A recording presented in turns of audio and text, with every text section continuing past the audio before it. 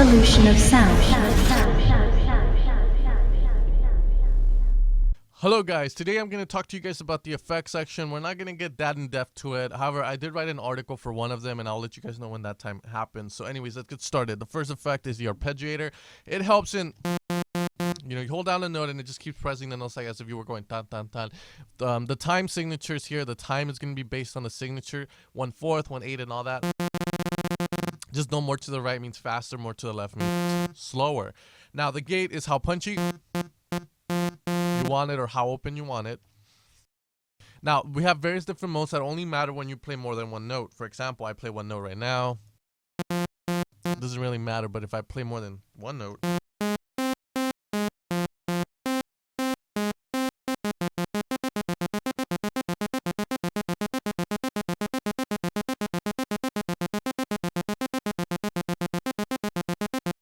very cool, right?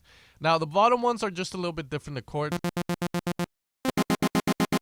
is when you play more than one note, they all play at the same time rather than playing individually like da, da, da, da, da, da, da. And the step is pretty much gonna be one of my favorite ones, is you get to use this bottom portion here where you can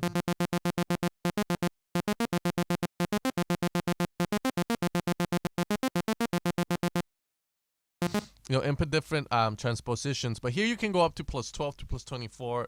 On account of here you can't. It's the same exact thing, but in the transposing arpeggiator we can make a lot more crazier kind of variations. So, and we also have this hold feature up here,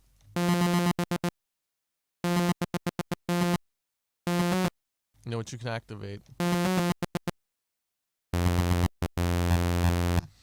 And then we're pretty much going to have velocity here down below. When you activate step, you can have the velocity go to step plus hold. And here you can do crazy things. I'll leave it in the description below. I wrote 3 Sylenth1 techniques you must know, and I talk about the step velocity a little bit in depth. So hopefully you guys can check it out.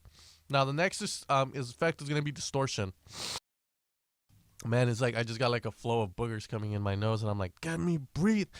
So distortion, guys, we're gonna have various different types. Distortion is adding saturation. I showed you guys what saturation does in the previous, like one of the first videos of the series. Same thing, but it's done overly, so it creates distortion.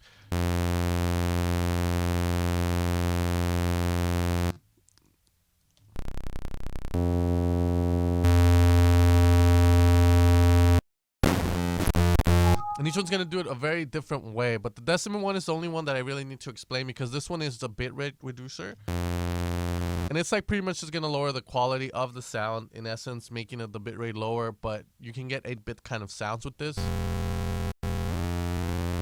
You can also add like textures to sounds. Like for example, if we have a pluck or something, and we wanted to give it that kind of little, like a bell.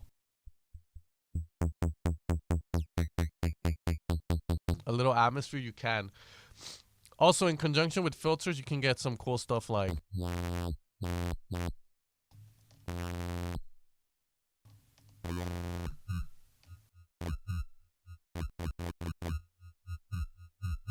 so. Now the next effect is the phaser.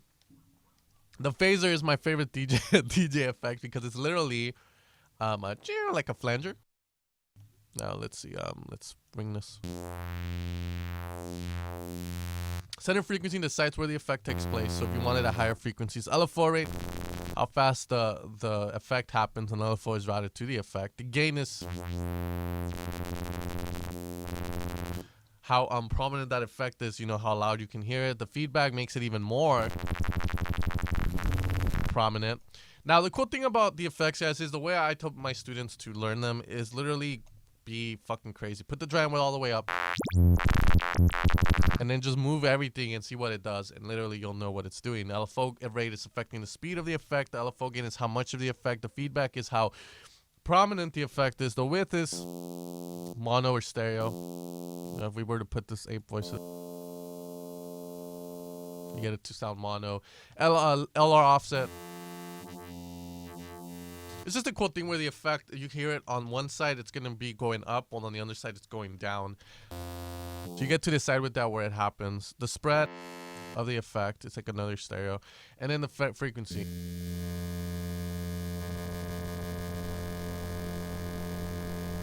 But you can get really cool effects with this when more experimental sound aside. And when I say experimental, guys, I literally mean like a caveman moving shit. Now the chorus effect is one of my favorite ones. It helps in making a sound more stereo. Back in the day with analog, you didn't have polyphony, you had just mono. So you couldn't play one more than one note unless you like got more synths together and fucking played them, you know? So the chorus was made as an effect to kind of mimic stereo. And the way it works is by delaying a sound that is put in stereo pretty much. So with that, you can choose a delay for the stereolized portion of your sound that was created, the rate, so how fast that sound is moving, depth, how prominent, you know, the rate is going to be. Feedback. Cool feature. Can make some scary sounds with it. And the dual mode just allows for double width. Pretty straightforward.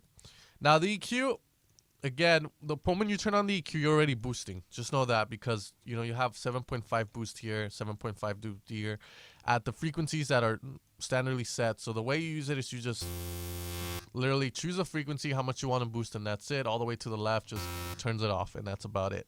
There's a 2-pole one,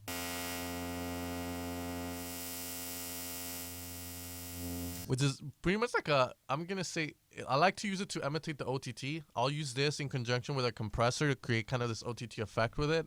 But other than that, it's just a way that the EQ is working, the algorithm, and also how many poles it has. It has 2 poles. All this means is you're going to have like 2 filters working in conjunction. It's just not going to be one. Now, the next one is delay. Echo effect, not much to say from it. Delay to the left, delay to the right. You can create a Haas effect with this if you wanted to as well. To get like wider sounding sounds, just be really careful with the phase correlation on this one. The snare, you get to hear the effect when you have it fully wet.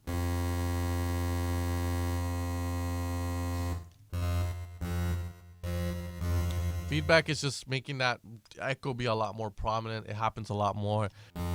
Width is the effect. Cueing, high cutting and low cutting, the delay effect, not the sound you have. So if we were to add, right now, let's say, you're not gonna. But if we have the high cut and the low cut up, you're not gonna hear anything because it's all EQ'd out. Now ping pong just activates, so you know it doesn't play together at the same time. Reverb, very straightforward, guys, nothing crazy. Dry and wet. Sizes, decay included, as well as the size of the room that you're trying to be in. Pre-delay makes the reverb lag, so for some weird reason, if you didn't want the reverb to play with your sound and wanted the reverb to hit, the sound to hit, then the reverb to come, then you would use the pre-delay for that. Dampness is the EQ. It's kind of think of like you're EQing the reverb in a way. So more dampness means less high frequencies. And then width is just if you want the reverb to be mono or in stereo. And finally, the compressor, guys, ratio 3:1 means for every dB that goes over our threshold, which you can set with this one here, it gets reduced to 1. So you're losing volume. The attack is here. How fast it takes a compressor to kick in. And then the release, just how long it takes for the compressor to uncompress the sound after it goes below the threshold.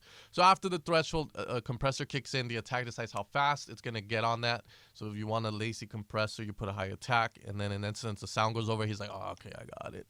But if you have it set to 0, he's like, boom, instantly catches it. There's nothing going over it. The release is how long it takes for him to let go of the sound, or how long for the sound to get uncompressed. That's going to be it for the effects section, guys. Nothing crazy. Not much to go in depth here because I think a lot of people understand them already. But in the next video, we're going to explain everything else inside Sylenth1, and then we're going to get into some basic sound design. Anyways, guys, take care and have a good one.